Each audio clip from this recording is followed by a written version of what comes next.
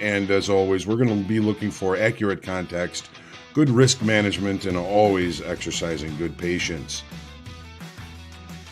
Everybody who's traded has gone through periods of time where their strategy hasn't worked. Where if not a hard stop, you should reevaluate the trades you're in based on time. That's what we're here for, is to put ourselves in the best success. A trading routine does that, builds that habit, lets you know what to work on, what to reflect on, and what to improve on the next day.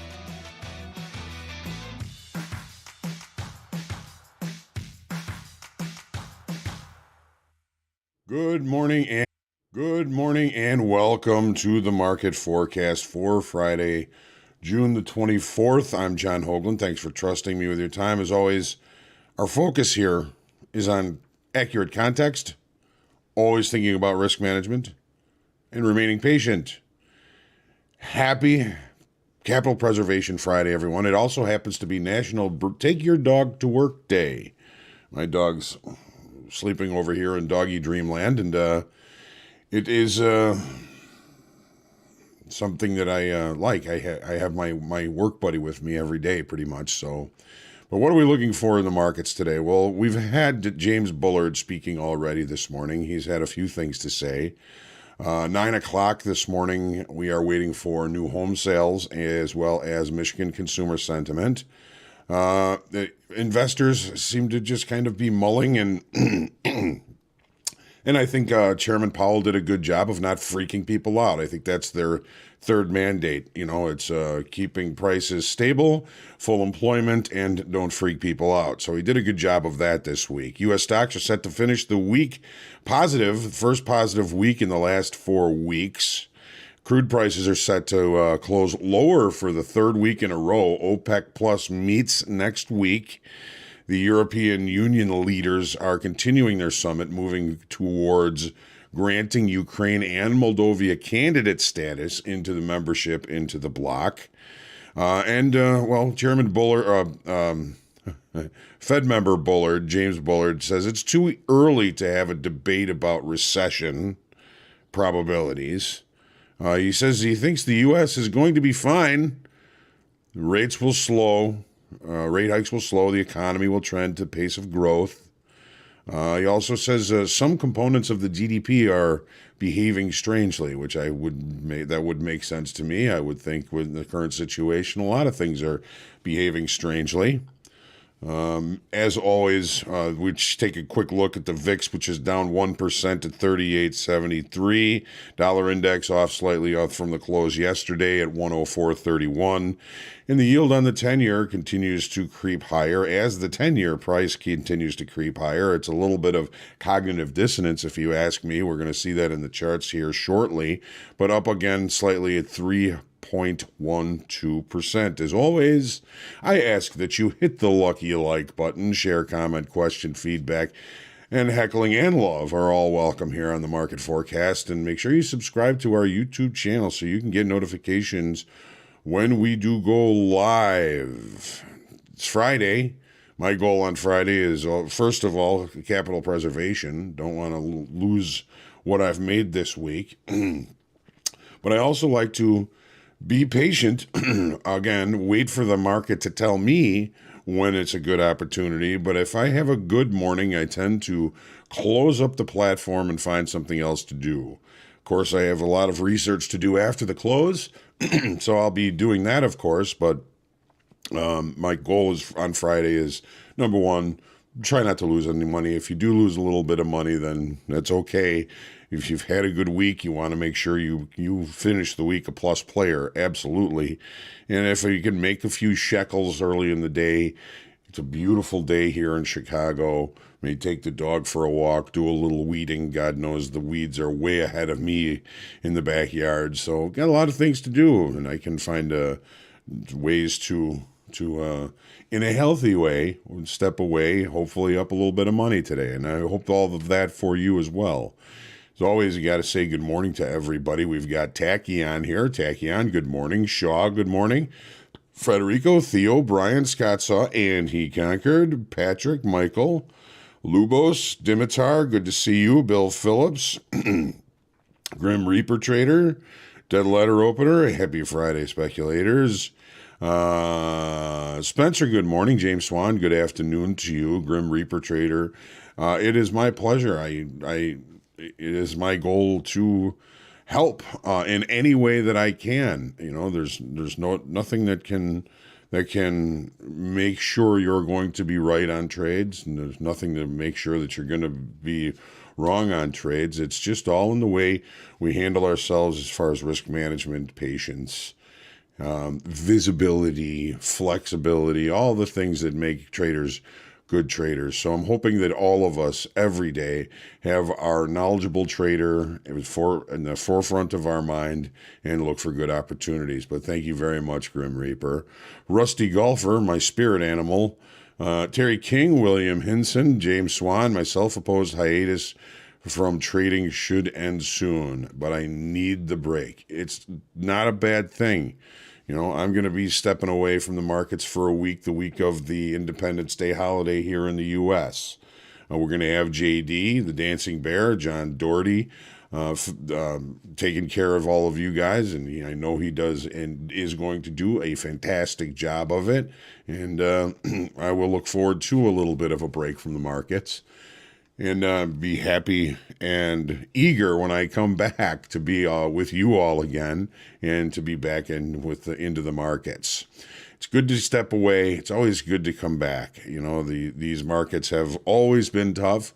There have been periods where I thought about walking away because it was just seemed to be too hard. And I'm thankful that I did not, because it's been a long, strange trip. And I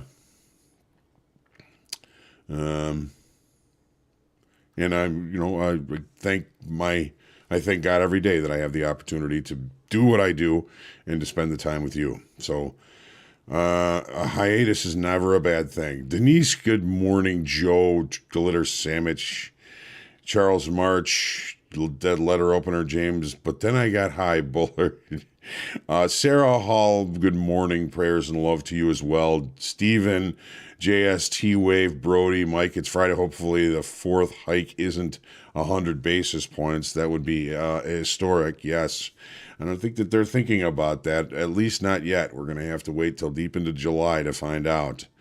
Good morning, Jerry is awake. Hopefully I am too. Zerain, Mike, said 28.73. He said 38.73. Maybe a Freudian slip, right? 28.73. Did I say 38.73 for the VIX? Maybe I did. 28.73. Maybe it is a Freudian slip.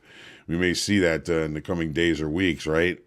Zerain, good morning. Rob T. Mike, Yanks got their 15th straight win last night. My goodness, those Yankees.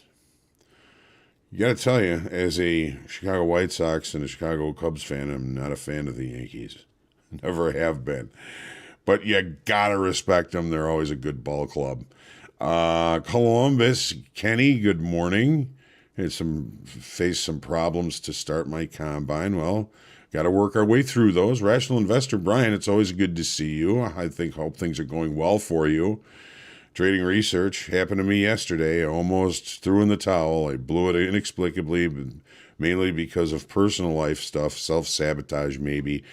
You know, things going on outside of trading can certainly affect your performance inside of trading. As complicated as our lives are, it seems to be increasingly difficult to just be able to focus on making good trading decisions. And when things are going on outside that create, venom in your veins or questions in your life, and it does seem to further complicate things. But if you recognize that and you put yourself in situations where if things aren't going well, you don't blow up. You say, you know what, I know that I've got things going on. I'm going to try and, see if I can find a couple of good trades today. If things don't go well, that's when you have to just be able to walk away, accept the loss for the day. A small loss for the day is far greater than a big loss for the day.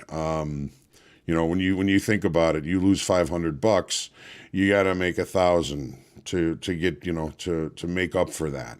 So just think about that sometimes when things aren't going well outside of trading. If it feels like it's bleeding into trading, just be cognizant of it and stop yourself before you do any real damage. $1,000 loss takes sometimes 2-3 days to recover. It's different than it was in the pit. The pit, you could be down $3,000 in the morning and finish the day up 5,000.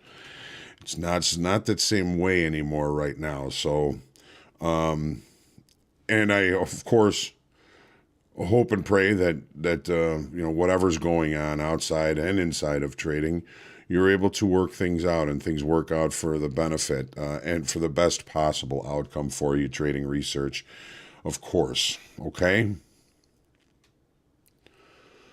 All right. Okay, so we've got our charts, we've got our tasks set out in front of us today. We've got some of these markets that are giving us opportunities at some more important levels this morning, and we're going to take a look at the charts here. And our equities are near the upper extreme of balance. I think that may offer us some opportunity in either direction. Of course, we don't really know if we're going to push back into balance or break out of balance, and the rules are pretty clear. What isn't so clear in these situations is the fact that we're going to have to make judgments, and usually pretty quickly, if the market breaks out of the current area of balance. Is it showing acceptance? Acceptance for me has always been time, but sometimes that keeps you from getting into a trade and good trade location. So it's all about the risk management, and it's all about your ability to recognize a market that is building volume, building momentum, building participation in a new area. Okay, the balance areas, we know when we get outside the balance area, it's an intuition. Maybe there's some tool that you can recognize that says, okay, this is good momentum on a breakout of balance. We're going to try and go with that. But always, always, always think about the risk management and never forsake trade management or trade location for momentum. You always want to get your best trade location. If you miss a trade, there's another one coming down the pipe. There's, you just don't know what's going to happen, what's going to come to you in a clear-minded, best trader mindset that's going to help you get into that. So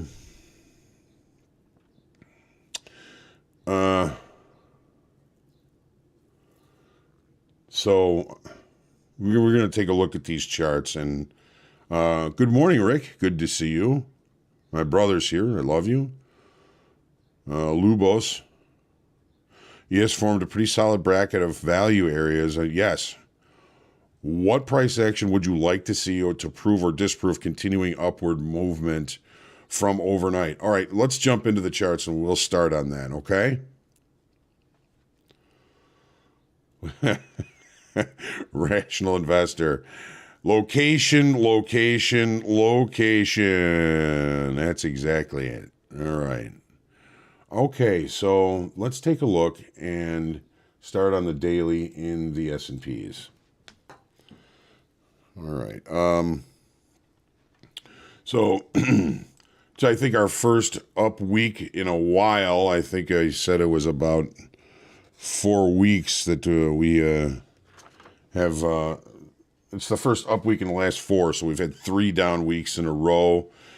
And it looks like we're headed to close higher. So what we're talking about as far as the range or the balance area that we've been in, last week's high is not quite necessarily readily in reach, although pretty much anything is released in within reach, and pretty much anything can happen. That's our acronym here, is ACH. Anything can happen.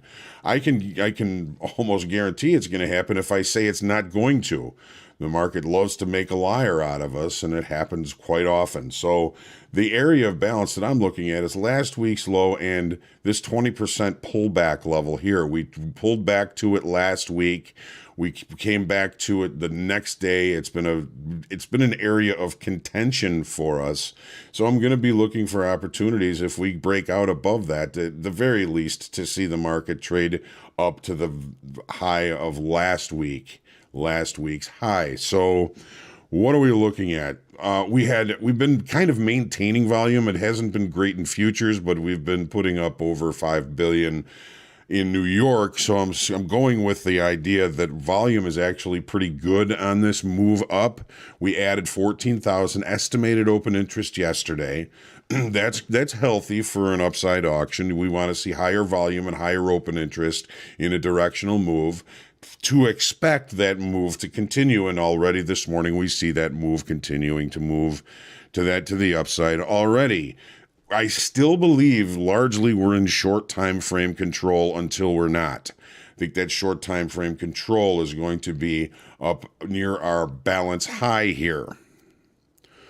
38.43, if I had to put a number on it, is the high of the session, extended trading hour session from the 15th here, 38.43. Everything is a zone, nothing is finite or perfect in futures trading, of course. So Daniel's thinking, wouldn't that be a dead cat bounce? This whole thing could end up being a bear flag. We looked at it earlier this week as a bear flag. It did not play out for us, but over time, smaller ranges on lower volume would kind of be the idea that this could be creating a bear flag. But we got to trade what we see. When we got together on Tuesday morning, we looked at the monthly chart, the weekly chart, the daily chart. All the charts were indicating that this market is in a down move and that we should be looking for opportunities to sell strength, which makes me nervous because then everybody's looking at that and they're probably all already short. So this week could be just an opportunity to even out inventories and to get the market and the participants ready with enough bullets to make the next move. So, our hypothesis on Tuesday morning that, we're getting a little too short, everything is pointing to the downside. And as my dear old dad used to say, the market always looks the worst at the bottom and it looks the best at the top. So I think, our thought on Tuesday was to say, we're going to trade what we see this week. We're not going to be so much looking for opportunities to sell strength as to buy weakness, which did play out for us relatively well on certain situations this week. Volume maintains, open interest increase. The auction process in the short time frame is presenting as relatively healthy, so we've got to be able to play for that. Now, the other question, Grim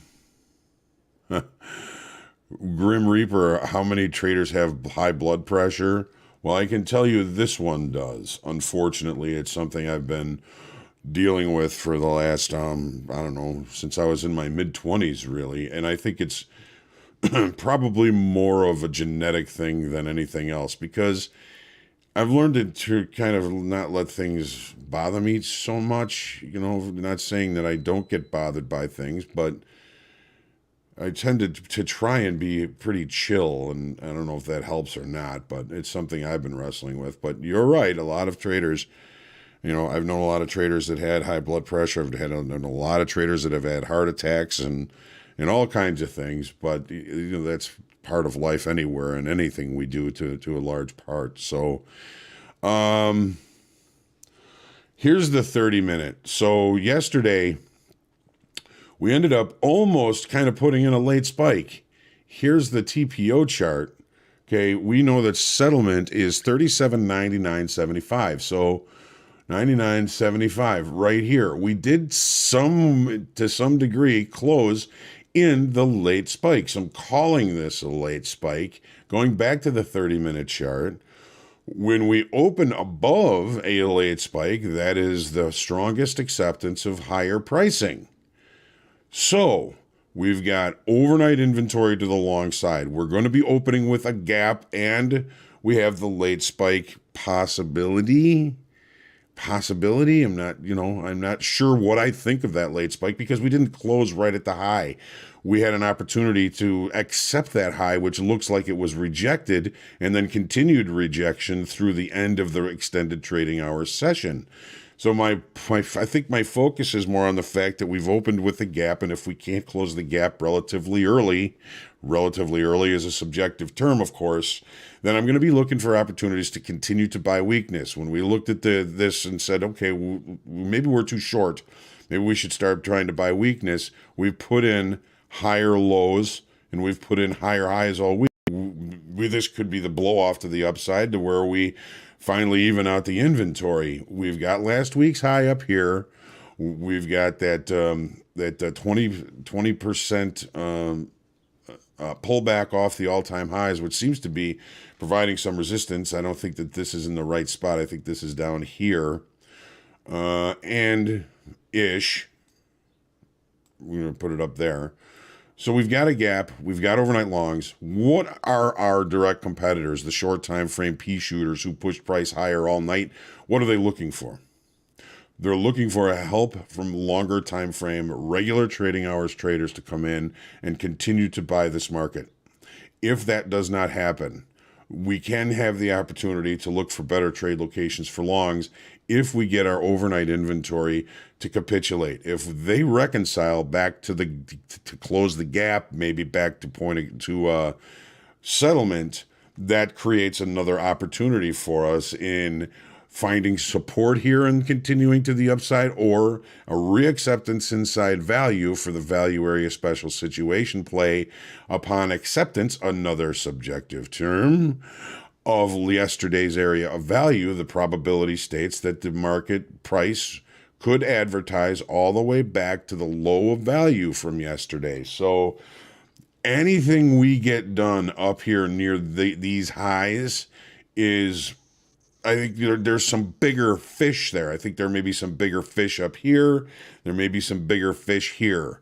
Watching for the opening range might be beneficial. We are opening out of balance from yesterday at an extreme of a medium time frame or a longer time frame balance than just yesterday.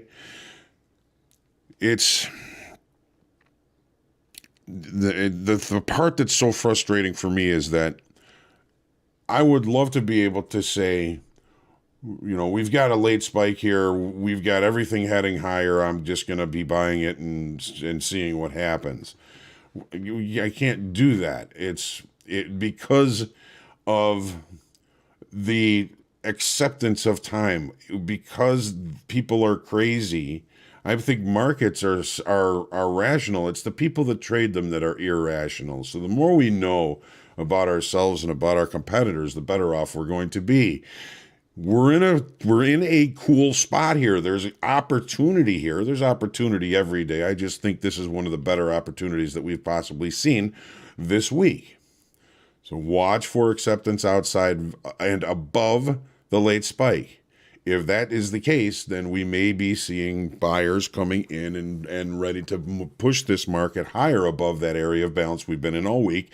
If we don't see that, we're eventually going to see some shorter time frame longs get a little bit nervous and pull this market back towards a close of the gap. Now, this is a week high yesterday, the day before yesterday, very even highs.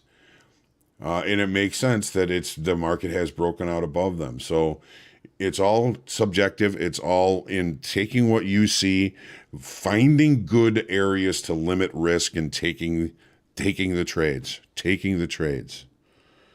Sometimes it's not that easy. So we do have, a gap. We've got some features of these profiles and these charts that are offering us opportunity. We just have to be patient. Don't forsake location. Like the rational investor says, location. And if you miss it, it's okay. There's another opportunity. If you catch it, wonderful. Take that trade, take that money, put it in your pocket, and go do something nice for yourself. So we do have some situations in the S&Ps and in the Nasdaq. Take a look at the crude oil, though. I'm getting a little long-winded here.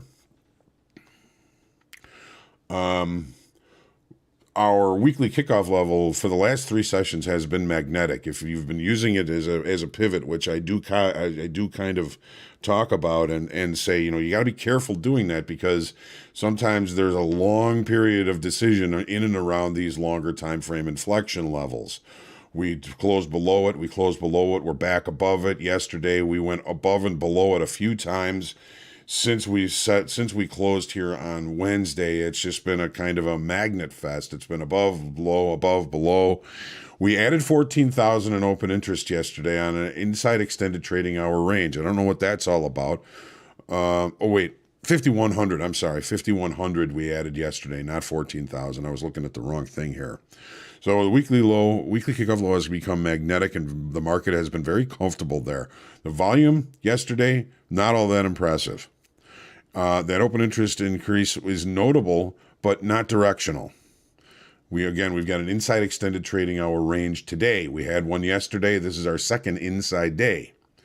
We know that OPEC Plus is meeting next week. Perhaps there's some holding off and waiting for information. I'm wondering, did we get the EIA petroleum status report on the schedule here at all today? It's kind of strange that we didn't get that this week, but they cited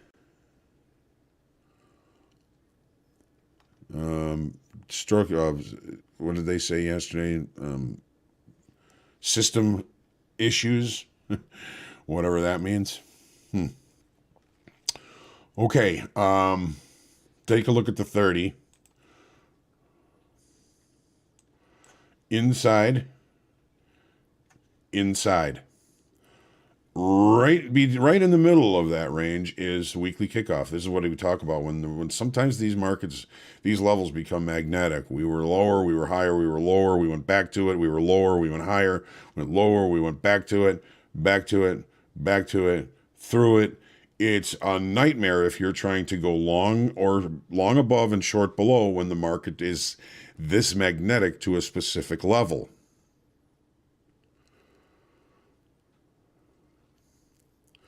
So here we are. We've opened in range above value. We've got some overnight inventory to the long side. It depends on how long they are and how aggressive they get when they unravel. It seems as though they're attempting to unravel above value. We have left the opening range at the high of the session, I believe. This is not cooperating. Yes, we have left the opening range at the high of the session. This could just be as simple as an overnight inventory adjustment that if you're looking for opportunities to buy, you may find them after the adjustment. We don't know. It's been very tough. I'm kind of backburnering crude oil in as far as my vision for opportunities today, unless something changes. We got lower highs, we got higher lows. If there is a breakout of this, that may be something I will be looking forward to as far as an opportunity is concerned. Take a look at the Nasdaq now. We have a similar situation, but the Nasdaq is a little bit higher and a little bit stronger than the S&Ps. This is last week's high. We've yet to approach that in the S&Ps, and we're testing it now in the Nasdaq. Volume holding yesterday. We added 3,600 in open interest, so that kind of goes congruent with the S&Ps and with the auction process that we're seeing in these equities, in these equity futures. Because when we see volume maintaining or increasing and we see open interest increasing, that's healthy to an upside auction. It's also healthy to a downside auction. Just the auction we're in right now is an upside auction. It's continuing to try and push to the upside, and it is telling us that it is doing an okay job of doing that. Last week's high, I'm going to be kind of viewing that as somewhat pivotal. If we can't maintain price above that, we could see a pullback. We've got Monday, Tuesday, Wednesday, Thursday, Friday. We've come a pretty decent way to the upside in a down market. It's going to be a little bit of cognitive dissonance in this. So here's the 30-minute chart. Here's our overnight longs that are holding price above last week's high, which is encouraging. We have the same situation, late spike or not. We are opening with a gap. If we can hold last week's high, there's probably some pretty nice fish here. But again, I've got to be able to limit risk in this level. Last week's high, excuse me, seems to be a good risk limiter. I can, if I'm looking to try and hold above it, the market opens at 8:30 and we're pretty close to this level, and I think we're not going to go back and close the gap. I can use this level to limit risk. It's what the whole name of the game is. So let's take a look into gold now. I've been yammering all morning. Still range bound. Balance, short time frame control remains. We did add 2,400 in open interest on this push to the downside on a little bit of an uptick in volume. Volume has not been particularly gratifying, although it is increasing as the market tries to push lower. 1814. Look at the 30-minute chart. This is incorrect. 1814. 1818 was last week's weekly kickoff low. Look where it just went to. Boom. 3 ticks through it.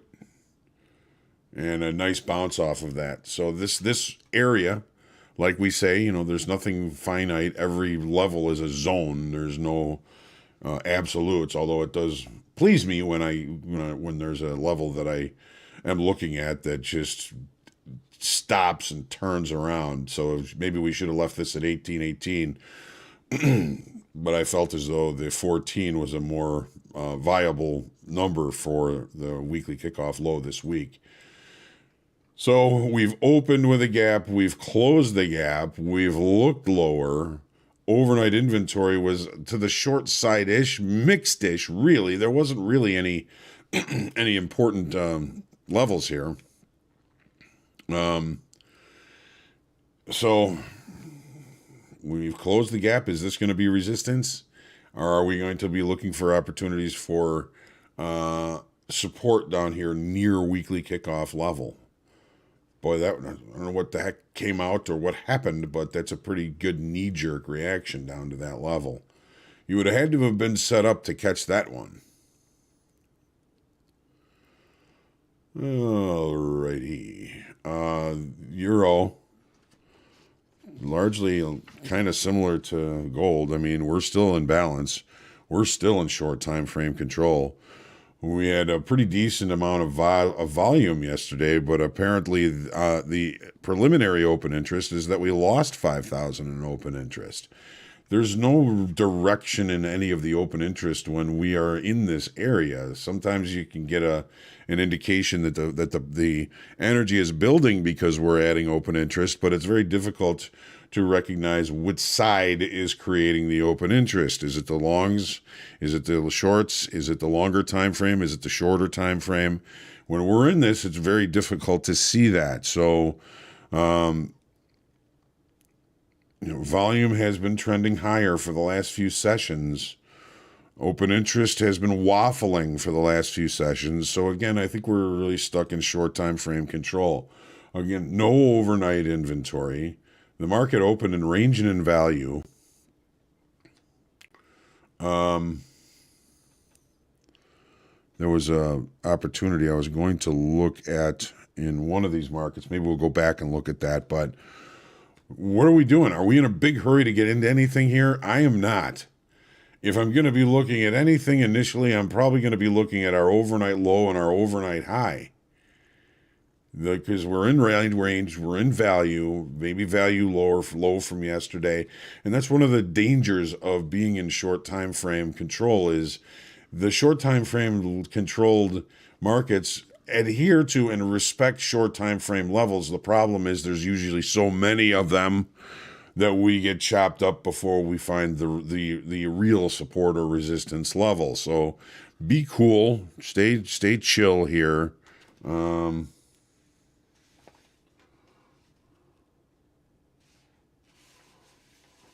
Okay, all right.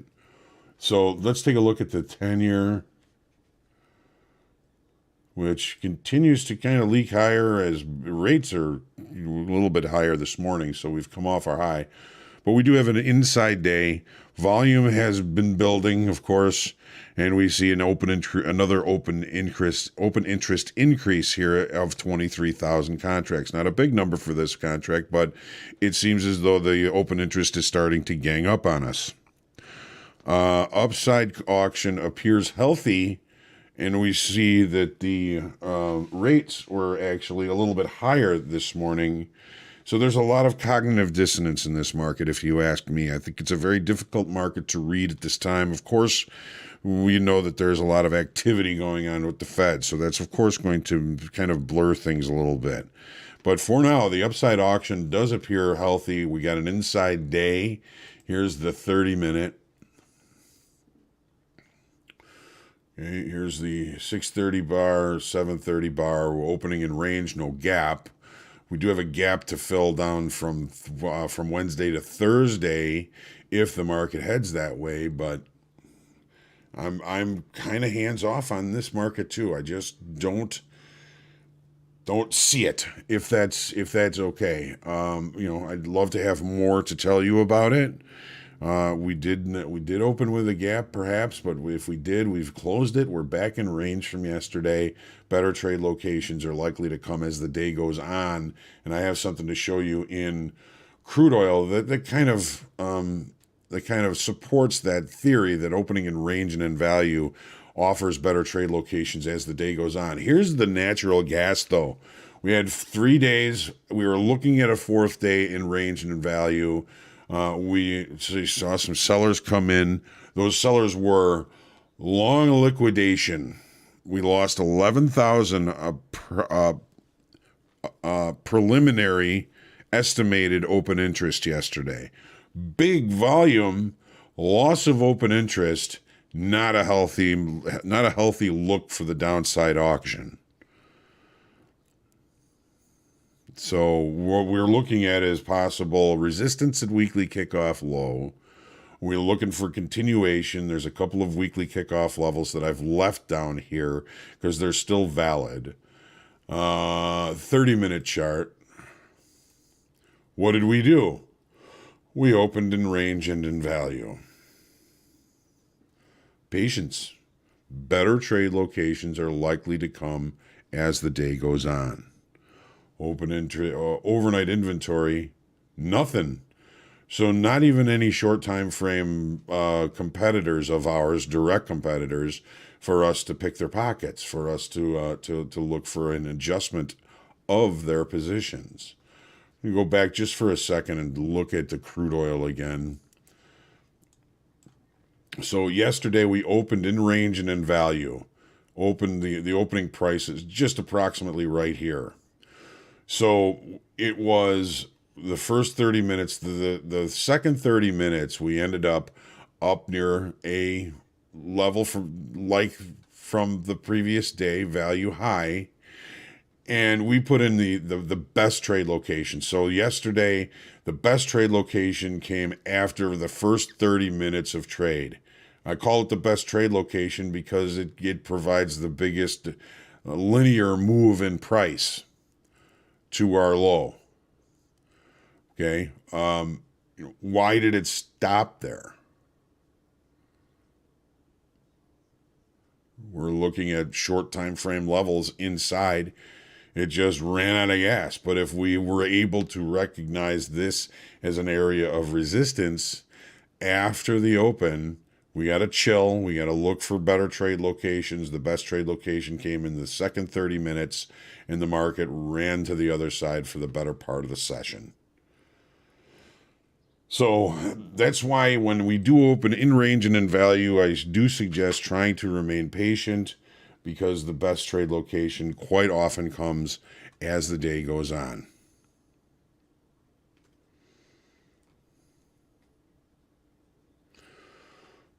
All right, I got a couple of questions. Hi, Anne Marie. It's good to see you. Eric Hoagland, good to see you.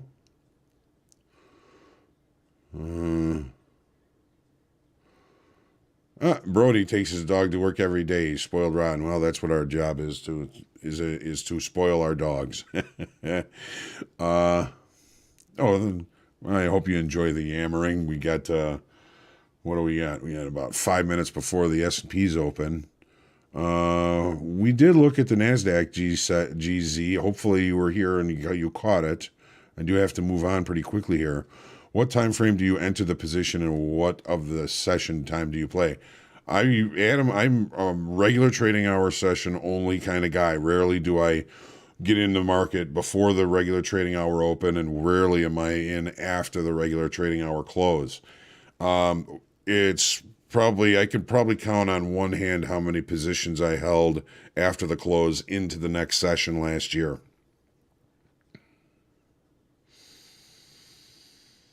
Okay. And most of the time I'm taking to trade decisions off of the 30-minute chart with a couple of moving averages and the market profile. That's just been my go-to for many years. So, all right, let's take our deep breath. Stay humble, grateful, and creative in your trading today. Remember, it's Capital Preservation Friday. Don't get yourself all banged up and wreck your weekend. And do something nice for yourself this weekend. We all work really hard at this, and we deserve to be good to ourselves, be good to others, be kind, and keep praying for world peace. It's always a pleasure to be with you guys. I love you, and let's have a good session and a great weekend. I look forward to seeing everybody back here, 7:45 market forecast on Monday. So we'll see you then. Get out there and profit today. Trade well.